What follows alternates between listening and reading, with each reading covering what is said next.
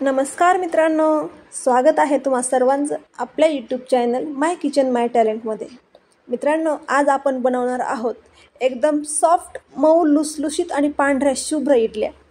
चला तर मग सुरुवात करूया इडल्या बनवायला। बाहेर खूप छान पाऊस चाललेला आहे आणि ते मस्त गरमागरम इडली आणि चटणी बनवायचं काम चालू आहे।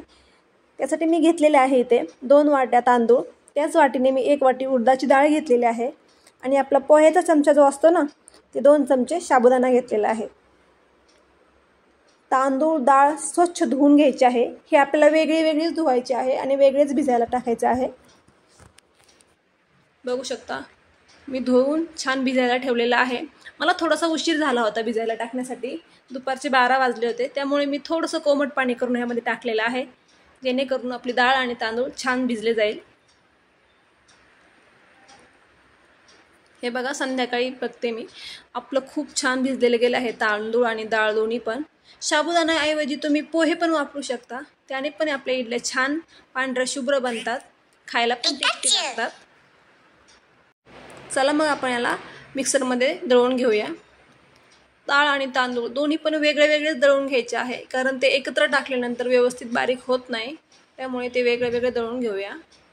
जास्त पाणी टाकायचं नाही आहे, 2 ते 3 चमचे पाणी घालून आपल्याला हे छान दळून घ्यायचं आहे। तुम्ही बघू शकता आत्ताच आपले तांदूळ किती पांढरे शुभ्र दिसत आहेत।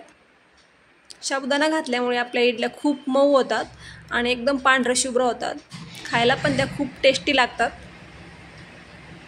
हे बघा, मी डाळ पण इथे दळून घेतलेली आहे। दोन्ही मिक्स करून आपल्याला हे 8 ते 9 तास भिजवत ठेवायचं आहे। म्हणजे आता मी हे रात्री दळते, म्हणजे मी इडल्या सकाळी बनवणार आहे। तुम्ही जर सकाळी दळलेला असेल तर संध्याकाळी इडल्या बनवू शकता। आता मी सकाळी इडल्या बनवायला घेणार आहे। तुम्ही बघू शकता सकाळी खूप छान पाऊस चाललेला आहे बाहेर थंड, आणि मी इथे इडल्या आणि चटणी बनवत आहे। तुम्ही बघू शकता आपलं पीठ छान फर्मंट झालेलं आहे, छान भिजलेलं आहे। आता यामध्ये फक्त मीठ घालायचं आहे आपल्याला, सोडा किंवा इनो घालायची गरज नाही आहे। नुसतं मीठ घालून पण आपण इडल्या छान बनवणार आहेत। न सोडा न इनो तरी पण आपल्या इडल्या खूप सॉफ्ट आणि एकदम छान फुगणार पण आहेत। तुम्ही बघू शकता। बघा, मी मीठ टाकते आहे थोडंसं। मिठा व्यतिरिक्त आपल्या यामध्ये काहीच घालायचं नाही आहे। चला तर आपण आता आपल्या इडल्या बनवून घेऊया।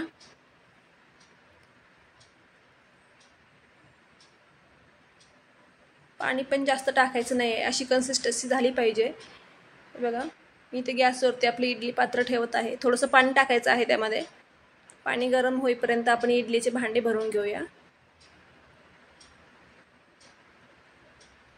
इडलीच्या प्लेटांना छान तेल लावून घ्यायचं आहे थोडंसं, म्हणजे आपल्या इडल्या पटकन निघतील, खाली चिटकणार नाहीत।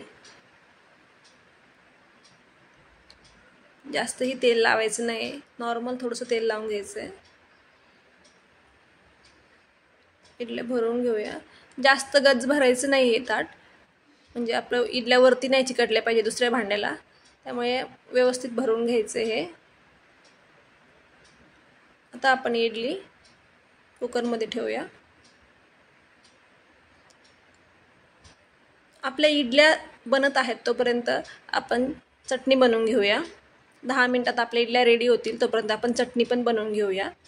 चटणी बनवण्यासाठी इथे मी नारळ नाही वापरते, कारण माझ्याकडे घरामध्ये नारळ नव्हता आणि इथे सकाळी खूप जोरात पाऊस चालू आहे, त्यामुळे बाहेरून नारळ आणणं शक्य नाही आहे। त्यामुळे मी खोबऱ्याची चटणी बनवणार आहे, ती पण खूप छान लागते। तुम्ही एकदा नक्की ट्राय करून बघा। तुम्ही बघू शकता मी इथे खोबरं घेतलेलं आहे, थोडासा लसूण, 3-4 हिरव्या मिरच्या घेतलेल्या आहेत, थोडीशी कोथिंबीर। खोबरं कट करून घ्यायचं आहे आणि त्यामध्ये मी तळलेले शेंगदाणे घालणार आहे। त्याऐवजी तुम्ही फुटाण्याची डाळ पण घालू शकता। थोडंसं मीठ, साखर, थोडासा लिंबाचा रस टाकायचा आहे, म्हणजे आपल्या चटणीला छान टेस्ट येते। हे छान मिक्सरमधून बारीक करून घेऊया। थोडंसं पाणी घालून वाटायचं।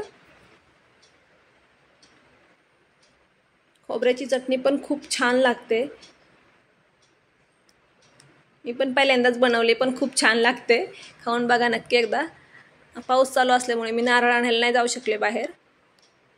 बघा, सकाळी थंड पावसामध्ये गरमागरम इडली आणि खोबऱ्याची चटणी आपली रेडी आहे। तुम्ही पण अशा पद्धतीने इडल्या बनवून बघा एकदा। खूप छान होतात. ट्राय करून बघा. आणि व्हिडिओ आवडला तर व्हिडिओला लाईक करून चॅनलला आपल्या नक्की सबस्क्राईब करा. बघू शकता आता आपल्या इडल्याही रेडी आहेत. एकदम पांढऱ्या शुभ्र मऊ लुसलुसीत इडल्या आपल्या रेडी आहेत. सकाळी सकाळी पावसामध्ये असा नाश्ता, वा वा, खूप छान. बघू शकता आमच्याकडे पाऊस चालू आहे. सकाळी उठल्यापासून पाऊस चालू आहे आमच्या इकडे.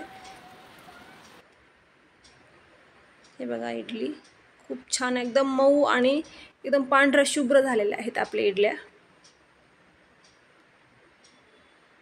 आणि त्यामध्ये आपण सोडा किंवा इनो बिलकुल पण टाकलेलं नाही आहे काही. चटणी पण बघा आपली खोबऱ्याचीच चटणी आहे पण खूप छान झालेली आहे. नक्की ट्राय करून बघा एकदा. आणि व्हिडिओ आवडला तर व्हिडिओला लाईक करा, शेअर करा. आपल्या चॅनलवरती नवीन असेल तर चॅनलला सबस्क्राईब करा. धन्यवाद.